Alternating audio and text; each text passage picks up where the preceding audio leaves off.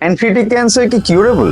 হ্যাঁ, কিউরেবল, কিন্তু সব ক্ষেত্রে নয়। যখন প্যানক্রিয়াটিক ক্যান্সার খুব আর্লি স্টেজে ধরা পড়ে, মানে আর্লি স্টেজ বলতে আমরা মিন করি মেনলি স্টেজ 1, স্টেজ 2 বা ম্যাক্সিমাম স্টেজ 3, যেখানে সেটা প্যানক্রিয়াসের মধ্যে আছে বা হয়তো তার থেকে ছড়িয়ে কিছু আশেপাশের জায়গাতে টাচ করেছে বা কিছু আশেপাশে লিম্ফ নোডে টাচ করেছে, এই অবধি কিন্তু অনেক ক্ষেত্রেই সেটা কিউরেবল সার্জারি এবং কেমোথেরাপি দিয়ে। কিন্তু যখন সেটা প্যানক্রিয়াস থেকে ছড়িয়ে অন্য অর্গানে চলে গেছে, যেমন ধরুন লিভার বা লাং বা পেটের মধ্যে অন্যান্য জায়গায় দূরে কোথাও, মানে ওমেন্টাম বা ধরুন অন্যান্য জায়গায় লিম্ফ নোডে চলে গেছে, সেই ক্ষেত্রে কিন্তু জিনিসটা কিউরেবল থাকে না, কারণ সেটাকে পুরো জিনিসটাকে তো সার্জারি করে বাদ দেওয়া সম্ভব নয়, এবং যে ক্যান্সার সেলগুলো ব্লাডের মধ্যে ঘুরছে সেগুলোকেও সার্জারি করে বাদ দেওয়া সম্ভব নয়। কাজেই সেই ক্ষেত্রে কিন্তু মেইনলি ট্রিটমেন্টটা কেমোথেরাপি দিয়ে জিনিসটাকে কন্ট্রোল করা, কিওর সম্ভব নয়, কিন্তু কিওর সবসময় স্টেজ 1, 2, 3 ক্ষেত্রে ডেফিনেটলি সম্ভব। ধন্যবাদ।